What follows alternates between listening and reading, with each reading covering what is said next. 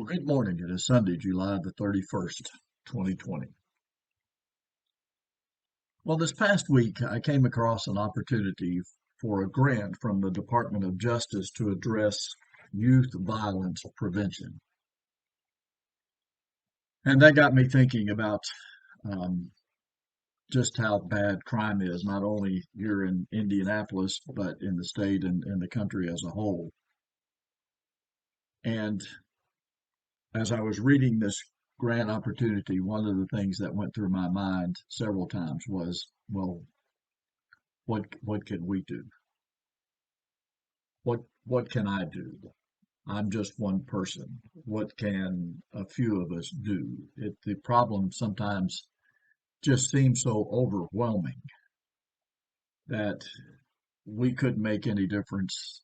Um, and even if we could make a difference, it would be a drop in the bucket to the entire problem. And that got me thinking about an incident that happened with Jesus and some of his disciples after he had cleansed the temple.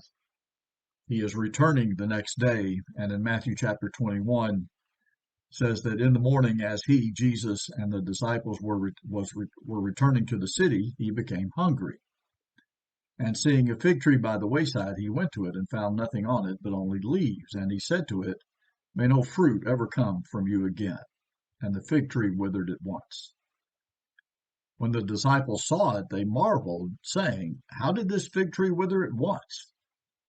And Jesus answered them, "Truly I say to you, if you have faith and do not doubt, you will not only do what has been done to the fig tree, but even if you say to this mountain, 'Be taken up and thrown into the sea,' it will happen. And whatever you ask in prayer, you will receive, if you have faith."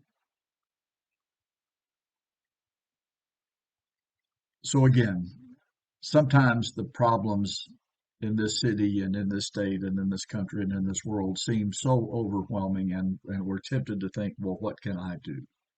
Or what can we do? What can a few of us do?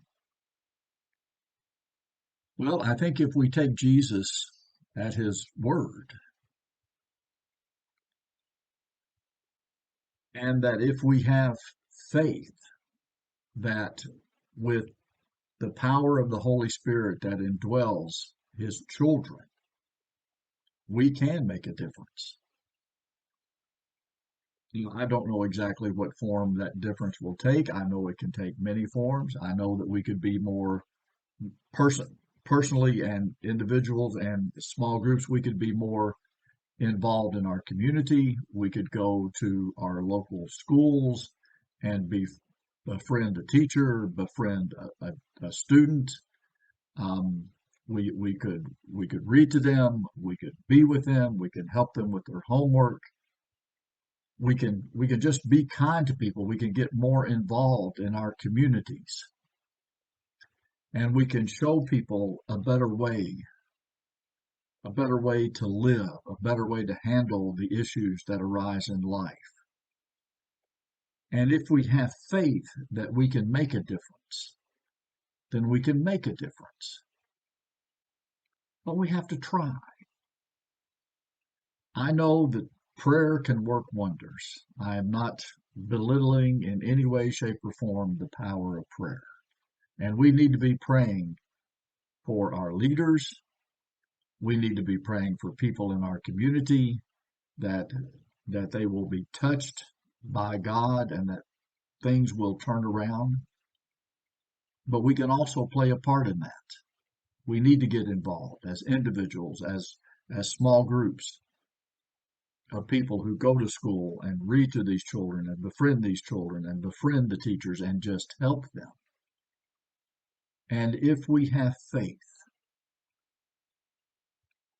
we can make a difference through the power of God, through the guidance of the Holy Spirit, through his great power that raised Jesus Christ from the dead. But we've got to try. We've got to put forth an effort. And so let me encourage you not to become discouraged by the news that you hear of all of the crime and the violence and the horrible things that are going on in our town and in our county and in our state and in our country. Let's not become discouraged by that to the point that we don't try to make a difference.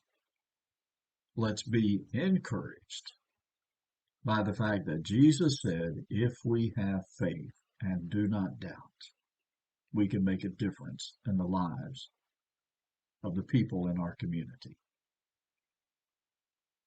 Well, I pray that you'll have a great week.